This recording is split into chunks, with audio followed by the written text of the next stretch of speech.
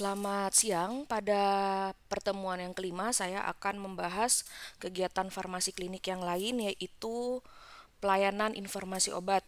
Baik, kita langsung saja masuk ke materinya dengan memulai sebuah pertanyaan. Apa yang akan Anda lakukan sebagai seorang farmasis jika ada pertanyaan dari dokter mengenai syarat pemberian albumin? Nah, ini kasusnya misalnya Anda sedang bertugas di salah satu apotik di rumah sakit ya, di bagian depo farmasi tertentu dan ada pertanyaan yang masuk via telepon dan menanyakan kepada Anda yang saat itu sedang bertugas apa syarat pemberian albumin ya. Nah, di sini tentu mungkin bisa saja Anda yang sudah berpengalaman Anda dapat langsung menjawab. Nah, sekarang pertanyaannya bagaimana nih bagi yang belum tahu dan harus dituntut saat itu juga untuk memberikan jawaban. Maka pada kali ini kita akan mempelajari tentang kegiatan farmasi klinik yaitu pelayanan informasi obat. Jadi di sini dokter menanyakan syarat pemberian albumin sesuai dengan ketentuan yang ada dan kita diharapkan sebagai seorang farmasis dapat memberikan informasi terkait dengan pemberian albumin tersebut. Nah, dalam hal ini kita akan mempelajari yang pertama apa definisi, tujuan, ruang lingkup, sasaran informasi obat, sumber data apa saja yang diperlukan, kegiatannya, sumber informasi, dokumentasi dan evaluasi kegiatannya. Nah, pertama kita akan mempelajari dahulu terkait dengan definisinya ya. Jadi kita mulai dari definisinya bahwa pelayanan informasi obat itu merupakan kegiatan penyediaan ya. Jadi namanya juga pelayanan. Berarti kita memberikan sesuatu. Nah, yaitu penyediaan dan pemberian ya. Karena namanya juga pelayanan informasi obat, maka yang diberikan adalah berupa informasi. Nah, apakah cukup informasi? Tidak. Tetapi rekomendasi obat. Nah, tapi di sini yang kita perlu pahami dalam kita menyediakan maupun kita memberikan informasi dan rekomendasi obat ini, yang perlu kita pahami bahwa saat memberikan informasi obat ini harus independen atau tidak terikat. Misalnya nih, kita di saat memberikan informasi obat tentang dokter menanyakan tentang produk obat tertentu gitu dan kita cenderung pada salah satu merek. Nah, ini berarti kita sudah tidak independen. Berarti kita tidak sudah independen. Kita berpihak kepada salah satu merek. Jadi kita cukup menyebutkan nama generiknya saja. Kecuali jika ditanyakan lebih lanjut apa saja merek yang tersedia kita sebutkan ya. Lalu selain independen juga akurat. Akurat artinya tepat ya, sesuai dengan pertanyaan yang ada, sesuai dengan permintaan informasi apa gitu.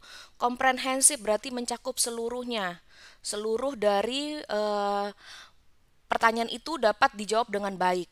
Dan yang berikutnya adalah ini ya, yang paling penting terkini. Nah, kenapa terkini?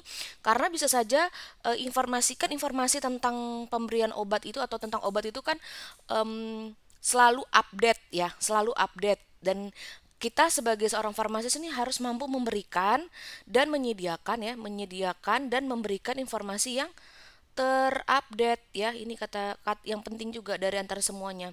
Ya, independen, akurat, komprehensif dan terupdate. Yang bisa dilaksanakan oleh siapa saja, oleh apoteker bisa, oleh tenaga teknis kefarmasian bisa, kepada siapa. Nah, ini kadang kita memikirkan bahwa kita memberikan informasi obat itu cuma hanya kepada pasien. Tidak ya. Jadi kita memberikan informasi obat itu bisa kepada pasien, itu udah pasti. Terus masyarakat maupun pihak yang memerlukan. Nah, kalau pihak yang memerlukan ini cakupannya sangat luas ya, bisa siapa saja gitu. Nah, dalam hal ini kita harus tahu bahwa pihak yang memerlukan di sini yaitu tenaga kesehatan di rumah sakit. Dari mulai mana? Dari dokter, perawat, ataupun apoteker juga bisa atau tenaga teknis kefarmasian yang lain juga bisa. Jadi di sini kita harus mempelajari bahwa yang perlu informasi rekomendasi itu tuh bukan hanya dokter saja, tetapi semua tenaga kesehatan di rumah sakit memerlukan informasi terkait dengan obat. Nah, dalam hal ini pelayanan informasi obat meliputi penyediaan, pengolahan, penyajian, pengawasan mutu, data dan informasi ya. Jadi kita nggak tahu nih apa pertanyaan apa yang masuk ke kita. Kita nggak tahu nih informasi apa yang dituntut dari kita. Oleh karena itu kita harus mampu menyediakan informasi yang memiliki mutu ya, informasi yang memiliki mutu. Baik, kita lanjutkan ya. Setelah definisi, kita harus mempelajari ya pelayanan informasi obat. Namun sebelumnya saya ingin menjelaskan ya, pelayanan informasi obat di sini merupakan kegiatan yang berbeda ya. Pelayanan, ini saya jelaskan, pelayanan informasi obat itu tidak sama dengan pemberian info obat. Nah, saat pelayanan resep ya, jadi ini kan sering nih nanti takutnya dipikir oh pelayanan informasi obat itu pada saat kita memberikan resep kepada pasien, saat memberikan obat kepada pasien. Kan biasanya dalam tahapan pelayanan resep yang sudah saya jelaskan sebelumnya, bahwa dalam pelayanan resep itu kita tahu pada tahap akhirnya adalah pemberian informasi, bisa pemberian informasi ataupun jika diperlukan lebih lanjut dilanjutkan dengan apa? Lebih dalam dengan konseling. Nah, di sini pelayanan informasi yang dimaksud di dalam materi kita ini, kegiatan pelayanan informasi obat ini, dia adalah kegiatan yang tidak sama dengan pemberian, walaupun pemberian informasi obat ini mencakup di dalam pelayanan informasi obat. Jadi pelayanan informasi obat yang kita maksudkan di sini, PIO ini adalah kegiatan tersendiri yang tidak terkait dengan pelayanan resep ya. Ini Anda harus garis bawahi, tidak terkait dengan pelayanan resep. Dia adalah kegiatan yang tersendiri ya, yang terdiri dari penyediaan, pemberian informasi, rekomendasi oleh apoteker kepada pasien. Nah, kalau kita pelayanan resep kan otomatis dalam pelayanan resep kan pemberian informasi pasti kepada siapa? Kepada pasien. Nah, kalau pelayanan informasi obat ini cakupannya lebih luas. Bisa pasien, bisa masyarakat ataupun tenaga kesehatan. Jadi nih sebelum saya lanjut ke pembahasan berikutnya, Anda harus paham terlebih dahulu nih perbedaan definisi ini. Takutnya nanti Anda memikirkan bahwa oh kalau misalnya memberikan informasi obat saat pelayanan resep itu termasuk pelayanan informasi obat, itu berbeda. Jadi pelayanan informasi ini pelayanan informasi obat atau dikenal dengan nama PIO ini cakupannya lebih luas ya. Dia bisa apoteker, kita bisa memberikan kepada kepada pasien, masyarakat ataupun tenaga kesehatan lain. Sedangkan pada pelayanan resep di sini pemberian informasi obat itu khusus hanya kepada pasien. Baik, nah di sini kita akan lanjutkan kepada tujuan.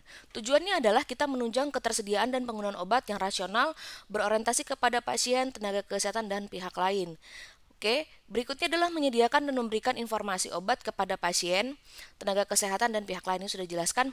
Jika kita sudah paham definisi yang di atas, tentu kita bisa memahami tujuannya. Yang berikutnya adalah menyediakan informasi yang memuat kebijakan yang berhubungan dengan obat, terutama bagi komite farmasi dan terapi. Baik, ruang lingkup kegiatan dari pelayanan informasi obat itu pertama adalah menjawab pertanyaan ya, itu menjawab pertanyaan. Ini kegiatan yang utama ya. Jadi menjawab pertanyaan.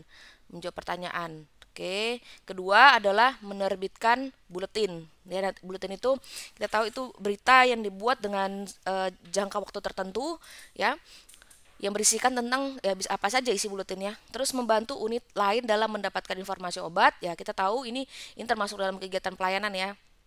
Yang juga membantu unit ya dalam mendapatkan informasi obat. Menyiapkan materi untuk brosur atau leaflet informasi obat. 4.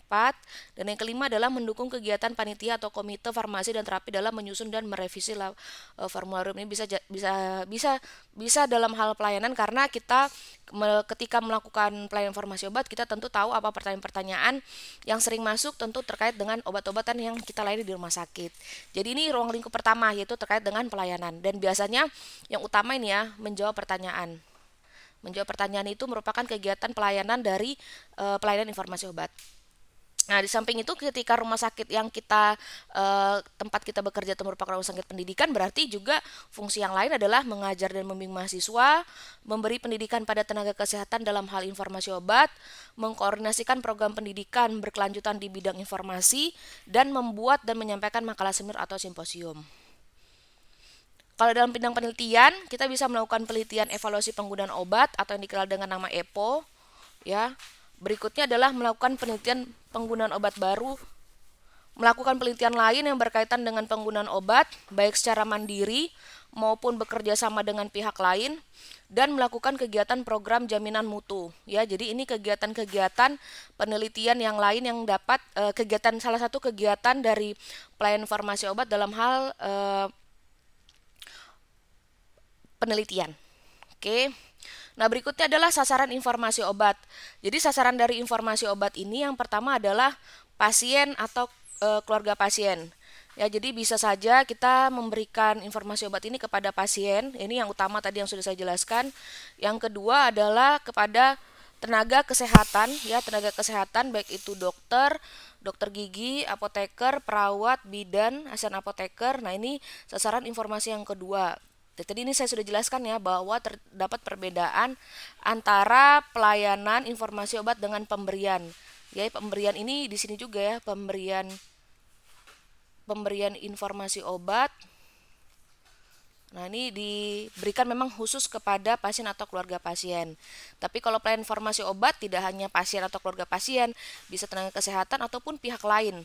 Dalam hal ini manajemen atau tim atau kepanitiaan klinik ya. Jadi ini sasaran dari pelayanan informasi obat.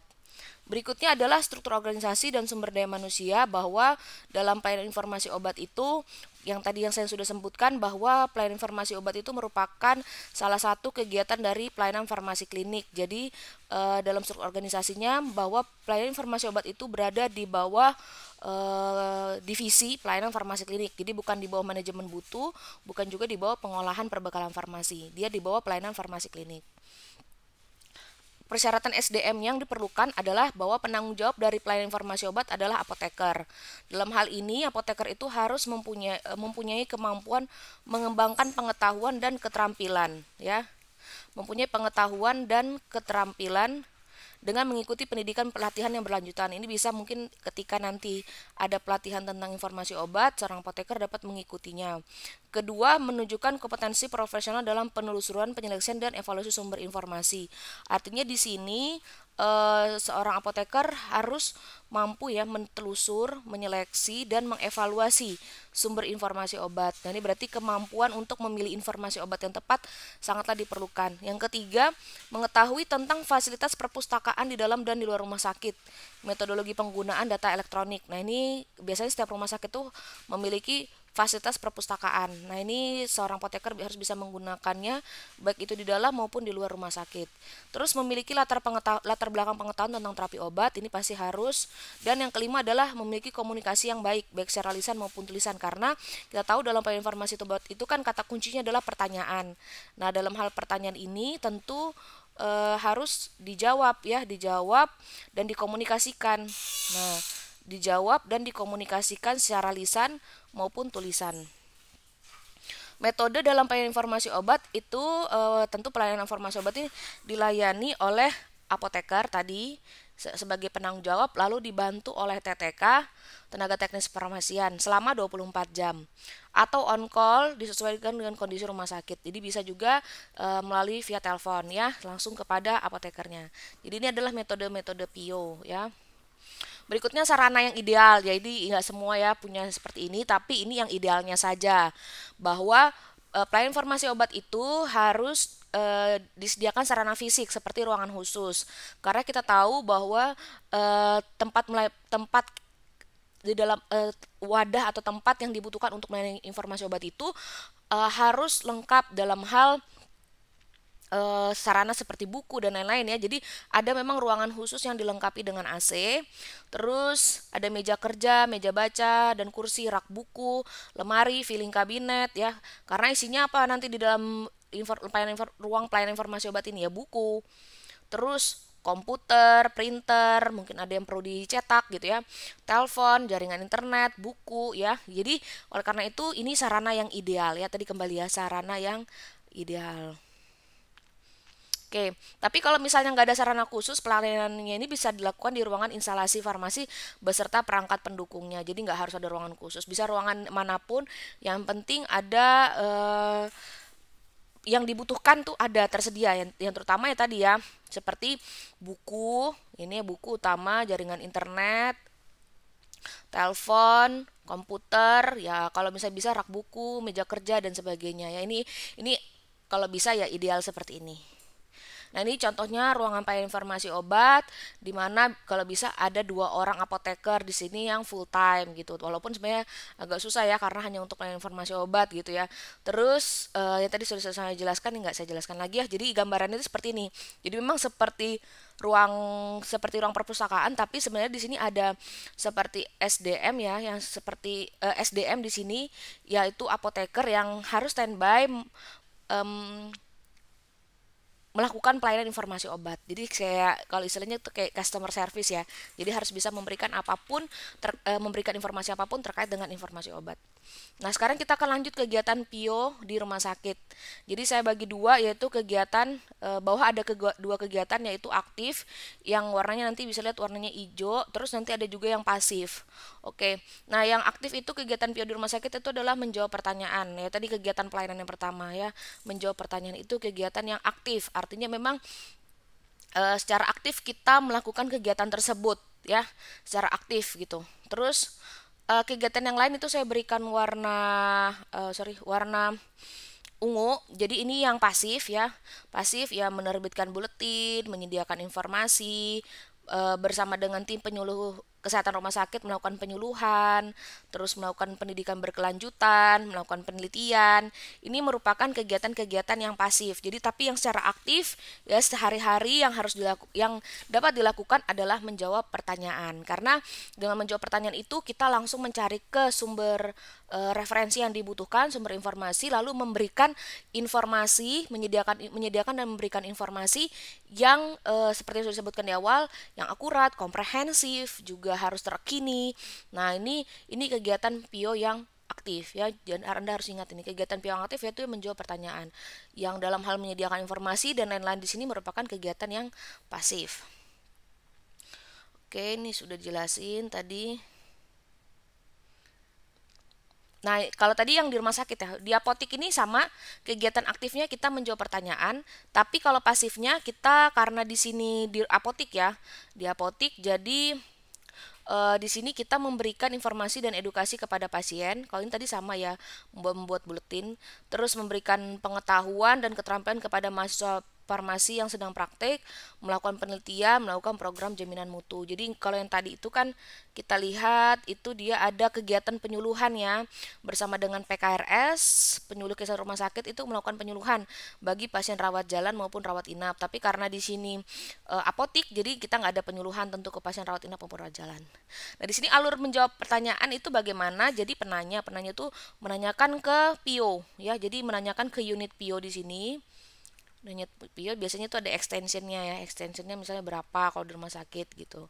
Nanti ditanyakan ke PIO, lalu PIO meminta bukan PIO meminta, PIO langsung melakukan isi formulir, mengisi formulir. Nanti saya akan jelaskan mengisi formulir yang berisi tentang dia akan mengklasifikasikan siapa penanya dan apa pertanyaannya, informasi latar belakangnya, terus mengumpulkan data, mengevaluasi data, lalu pada formulir jawaban didokumentasikan lalu dikomunikasikan. Nah, ini nanti dikomunikasikan ke penanya, nanti dari penanya melakukan umpan balik ya, berupa kepada unit PIO. Ya, jadi di sini tahapannya ya. Jadi saya mulai dulu dari yang pertama adalah formulir. Jadi secara umum ini gambaran formulir permohonan informasi obat. Jadi kita catat di sini permohonan nomor berapa, tanggal berapa, bulan berapa, tahun berapa, jam berapa, terus siapa pemohonnya ya, apakah itu dokter, apakah itu farmasis, apakah itu tenaga kesehatan, apakah asisten apoteker. Lalu nama pemohonnya di sini siapa kita tuliskan. Unit kerjanya dari mana dan teleponnya berapa, lalu apa yang ditanyakan ya. Jadi misalnya ada terkait dengan pasien, silahkan diisi, yaitu kondisi klinis pasien seperti usia, berat badan, jenis kelamin, fungsi ginjal, hasil kultur, hamil atau menyusui, fungsi hati. Dan di sini di uraian permohonan ini kita tuliskan apa sih yang diminta oleh si pemohon tadi ya. Kita tulis. Misalnya tadi di sini uraian pemohonnya meminta tentang persyaratan albumin sesuai dengan formularium nasional gitu. Terus latar belakang permohonan bisa jadi karena ada pasien yang akan menggunakan albumin dalam jangka waktu berapa lama gitu, hingga target sekian gitu. Ini ditulis di sini di latar belakang permohonan. Nah, jadi permohonan ini berarti ini apa? Kalau kayak gitu terkait dengan pemberian albumin tadi, berarti kita lihat itu terkait dengan em, kalau dibilang sesuai dengan formularium nasional berarti terkait dengan apa? Perundang-undangan ya. Jadi indikasi jenis permohonan indikasi juga perundang-undangan juga. Artinya apakah bagaimana syarat pemberian albumin itu sesuai dengan formularium. Nah, itu berarti si pemohon itu menanyakan permohonan terkait indikasinya harus berapa albumin pasien dan juga bagaimana dengan terkaitan dengan peraturan dari formularium itu sendiri. Lalu kita tulis jawabannya di sini, misalnya jawabannya harus dapat diberikan albumin ketika kurang dari misalnya 2,5, misalnya seperti itu ya. Terus referensinya kita tulis, yang pasti kalau formularium kita tulis misalnya acuan perhitungan kita tulis formularium nasional gitu. Jawaban diberikan oleh siapa? Silakan tulis namanya, metode jawabannya apakah lisan, telepon, tertulis, tanggal dijawabnya tuh kapan, nah, dan berapa. Ya, ini contoh dari formulir permohonan informasi obat. Jadi di sini isi formulir tadi ya, intinya harus dituliskan siapa penanyanya dan apa pertanyaannya, terus informasinya yang penting apa terkait dengan pertanyaan tadi, terus latar belakangnya apa. Lalu kita harus melakukan pengumpulan data, mencari, ya ini yang paling susah nih yang pasti semuanya. Dan semuanya ini paling susah mencari jawabannya ya, mencari jawaban yang tepat, lalu referensinya juga yang up to date. Oke, lanjut ke prosedur penanganan pertanyaan. Jadi ketika kita menerima pertanyaan, bisa juga pertanyaan itu dapat langsung dari pasien atau melalui petugas kesehatan. Intinya membutuhkan komunikasi yang efektif, dapat melalui verbal ya ataupun tertulis. Pertanyaan melalui telepon hendaknya dijawab dengan jelas dan baik. Perlu disebutkan identitas institusi dan nama petugas yang jelas sehingga penanya mengetahui mereka ditanya layani oleh siapa. Juga penanya yang mendatangi informasi obat bisa juga dilayani secara baik. Jadi di sini eh, menerima pertanyaan itu juga bisa via telepon, bisa juga langsung. Ya intinya baik langsung maupun tidak langsung ya, bisa via telepon atau bisa langsung ke pionya gitu ya, bisa juga. Intinya adalah formulir ini diisi oleh petugas pelayanan informasi obat. Ya, oke, tahapan lanjutnya berarti identifikasi penanya. Ya, jadi kita harus tahu alasan mereka bertanya itu apa, masalahnya. Jadi kita harus membuat kondisi di mana penanya ini bisa ngasih tahu masalahnya itu secara ringkas dan jelas. Terus kita juga mengetahui sumber daya dan keahlian untuk apakah permintaan informasi dapat diterima atau harus dirujuk ke sumber informasi lain yang tepat. Nah, ini menerima permintaan informasi, oke. Terus informasi latar belakang penanya kita harus tanya. eh, yang pasti kita harus tahu ya, ini nggak serinci ini sih sebenarnya. Yang penting tadi yang poin-poin di atas ini ya, yang poin-poin tadi jelas yang ada di formulir ini. Ya, jadi intinya kita harus tahu siapa pemohonnya, unit kerjanya dari mana, lalu nomor teleponnya. Ini yang penting ya. Tapi lebih detail juga nggak masalah sih sebenarnya ya, misalnya kita tahu eh, em, tujuannya pasti tahu ya, pasti nanya informasi obat, rinciannya, urgensinya ya, ini hal-hal yang bisa kita tahu lebih lanjut. Terus terkait dengan pasien, memang kalau misalnya terkait dengan pasien secara rinci kita bisa tanyakan hal-hal ini, kita tanyakan demografi, riwayat penyakit, riwayat pengobatan. Kalau lebih spesifik lagi ya bisa ya, misalnya terkait dengan efek samping, keracunan ya. Jadi kalau misalnya ditanya tentang ini poin-poinnya ya banyak sekali nih. Jadi kalau misalnya tentang kehamilan, misalnya pasien tentang kehamilan dan menyusui biasanya ditanyakan nama obatnya, lama penggunaannya, dosis cara pemberian, usia janin, usia bayi, apakah boleh diresepkan, riwayat pengobatan terakhir, riwayat penyakit terkait. Jadi masing-masing item banyak sekali ya, kehamilan dan menyusui, dosis ya, interaksi obat misalnya dia menemukan ada seperti ini, apakah ini termasuk interaksi obat. Obat-obat yang dapat mengganggu pemeriksaan lab, ketercampuran sediaan in vitro. Terus juga stabilitas obat nih, mungkin yang paling sering nih pasti stabilitas obat. Terus terapi obatnya seperti apa? Misalnya ditanya kalau fungsi ginjal sekian, fungsi hati sekian, boleh nggak dapat obat ini? Terus juga bagaimana kalau ada antibiotik, dia hanya sensitif terhadap bakteri tertentu gitu ya. Terus identifikasi obat, misalnya eh, ada nama ada obat ini gitu ya, obat A, negaranya dari sini gitu ya. Terus misalnya bisa nggak diberikan atau seperti apa. Jadi banyak sekali pertanyaan-pertanyaan ya. Farmakokinetik, pasien anak, pediatrik, bisa banyak sekali pertanyaan. Nah ini saya lihatkan saja. Jadi ini contoh-contoh di setiap setiap poin-poin ini ada pertanyaan-pertanyaan dapat timbul. Tujuan permintaan informasi ya pasti untuk tujuan kita untuk menanyakan informasi untuk menentukan skala prioritas, memberikan respon secara rinci dan tepat sesuai dengan harapan dan dapat dipahami si penanya.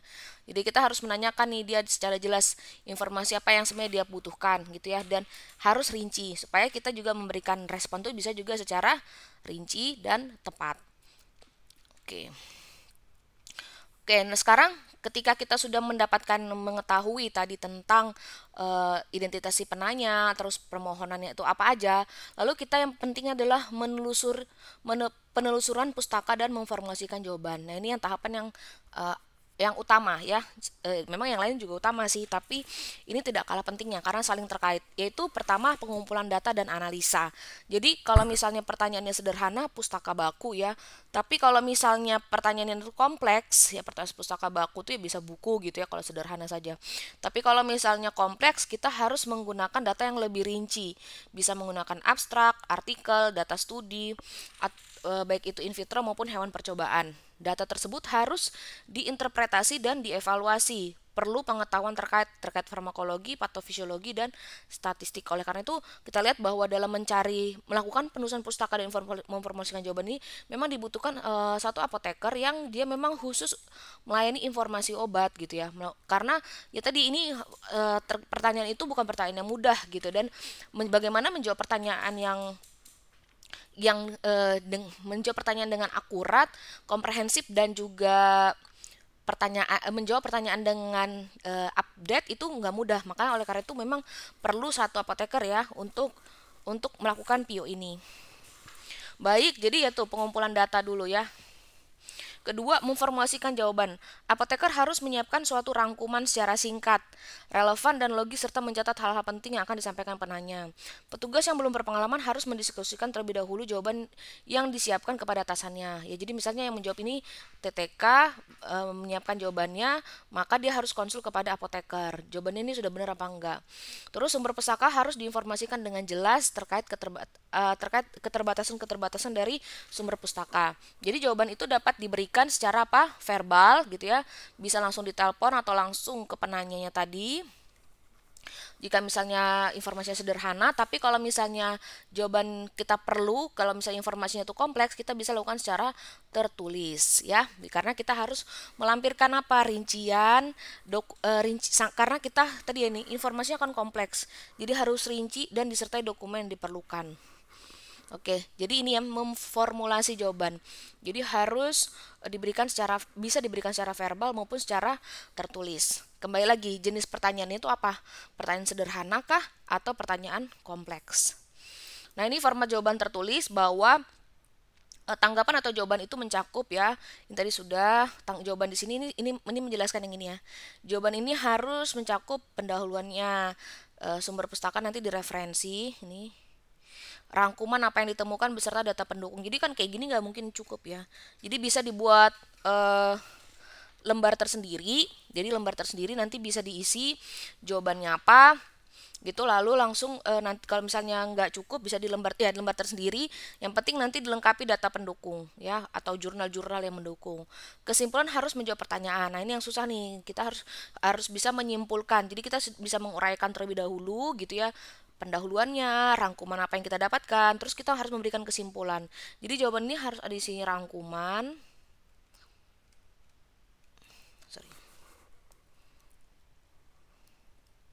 Jadi jawaban ini intinya harus ada pendahuluan, lalu berikutnya ini harus ada yang namanya rangkuman apa yang kita dapatkan. Lalu berikutnya yang terakhir adalah kesimpulan. Jadi jangan biarkan orang membaca tanpa tahu nih, ini jawab intinya ini apa gitu ya. Harus dibuat sebuah kesimpulan ya.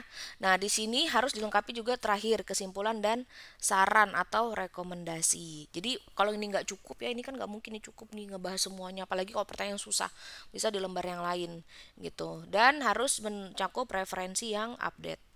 Harus sesuai dengan standar. Baik. Em, jadi kalau misalnya nanti ada informasi terkait dengan pasien, ingat itu harus dirahasiakan. Ya, jadi jangan diinfokan, oh ternyata mau pasiennya gini gini gini gitu ya. Jangan istilahnya tidak boleh ember ya.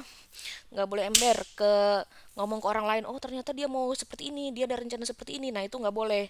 Dilarang untuk memberikan informasi terkait identitas pasien.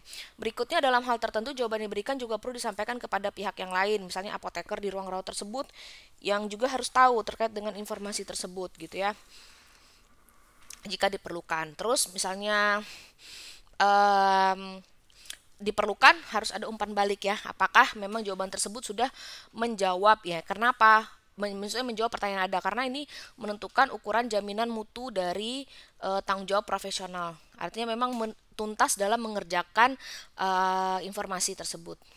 Nah, sumber informasi. Nah, sekarang tadi kita udah sampai tahap di sini ya, sudah sampai ini kita sudah bahas semuanya, permohonan, latar belakang, terus cara menjawab, apa aja perlu yang dalam jam jawaban, referensi. Nah, sekarang berikutnya kita bagaimana mencari tentang sumber informasi ya.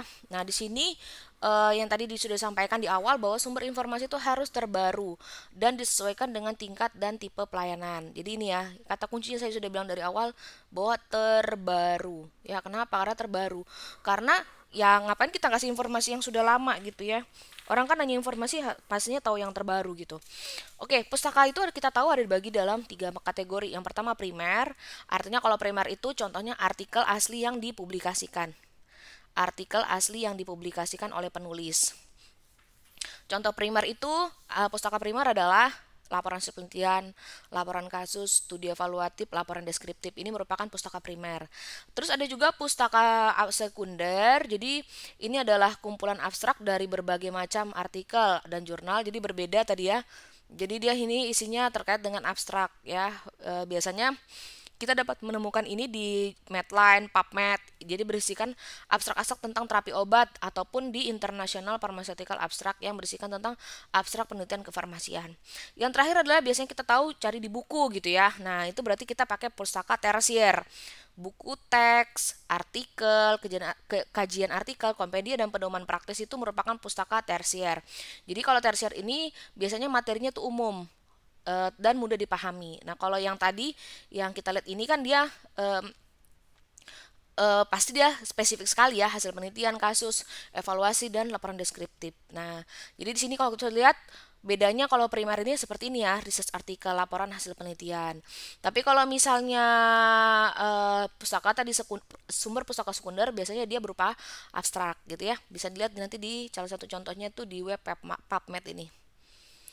Oke, kalau tersier gampang ya, buku ya. Contohnya misalnya buku seperti ini. Nah, ini di bab sekian gitu ya. Di chapter sekian, di halaman sekian gitu. Nah, ini sumber pustaka tersier. Buku.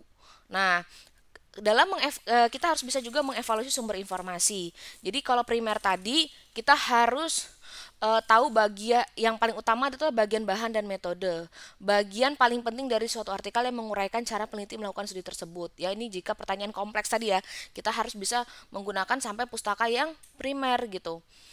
Kalau misalnya pertanyaan umum ya cukup aja tadi pustaka sekunder, pustaka tersier. Terus kita harus juga kalau untuk pustaka primer kita harus tahu sampelnya karena ini mewakili populasi yang hasilnya akan diterapkan. Oke.